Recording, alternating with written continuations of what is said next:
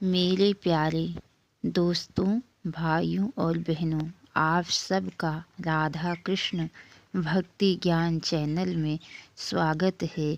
आप सब सुन रहे हैं कि किस प्रकार भगवान श्री कृष्ण गीता का उपदेश अर्जुन को दे रहे हैं।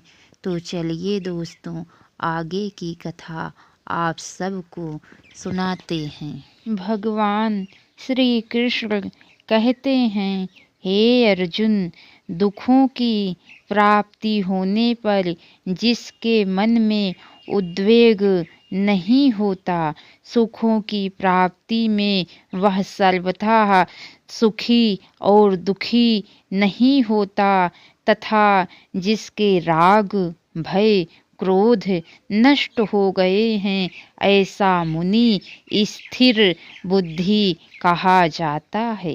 जो पुरुष सर्वत्र स्नेह रहित हुआ उस शुभ या अशुभ वस्तु को प्राप्त होकर ना प्रसन्न होता है और ना द्वेष करता है, उसकी बुद्धि स्थिर कहलाती है। और कछुआ सब ओर से अपने अंगों को जैसे समेट लेता है, वैसे ही जब यह पुरुष इंद्रियों के विषयों से इंद्रियों को सब प्रकार से हटा लेता है, तब उसकी बुद्धि स्थिर समझनी चाहिए। इंद्रियों के द्वारा विषयों को ग्रहण न करने वाले पुरुष के भी केवल विषय तो निवृत्त हो जाते हैं, परंतु उनमें रहने वाली आसक्ति निवृत्त नहीं होती। इस स्थित प्रज्ञ पुरुष की जो आसक्ति भी परमात्मा का साक्षात्कार करके निवृत्त हो जाती है।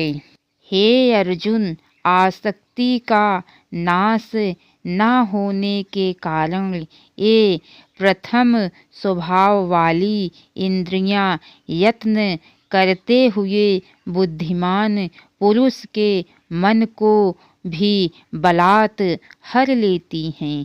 इसीलिए साधक को चाहिए कि वह उन संपूर्ण इंद्रियों को वश में करके समाहित चित्त हुआ मेरे परायण होकर ध्यान में बैठे, क्योंकि जिस पुरुष की इंद्रियां वश में होती है, उसकी बुद्धि स्थिर हो जाती है। विषयों का चिंतन करने वाले पुरुष की उन विषयों में आसक्ति हो जाती है। आसक्ति से उन विषयों की कामना उत्पन्न होती है और कामना में विघ्न पड़ने से क्रोध उत्पन्न होता है। क्रोध से अत्यंत मूढ़ भाव उत्पन्न हो जाता है। मूढ़ भाव से स्मृति में भ्रम हो जाता है।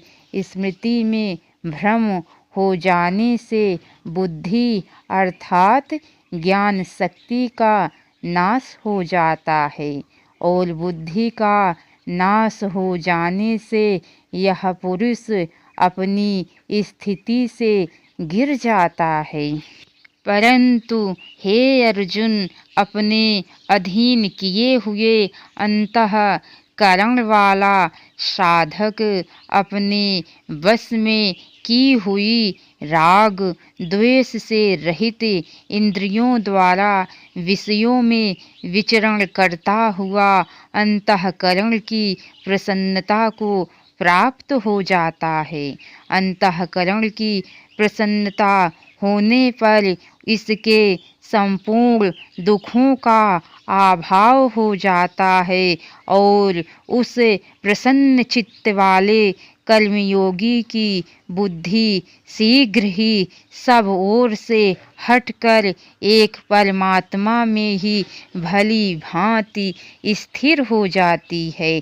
ना जीते हुए मन की और इंद्रियों वाले पुरुष में निश्चयात्मिका बुद्धि नहीं होती और उस अयुक्त मनुष्य के अंतःकरण में भावना भी नहीं होती तथा भावनाहीन मनुष्यों को शांति नहीं मिलती और शांति रहित मनुष्यों को सुख कैसे मिल सकता है। इसके आगे की कथा दोस्तों आप सबको कल सुनने को मिलेंगी।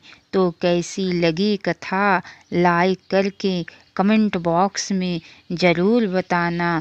जय श्री राधे कृष्ण। अब तक की सारी वीडियो देखने के लिए आप सबको बहुत बहुत धन्यवाद। राधे राधे।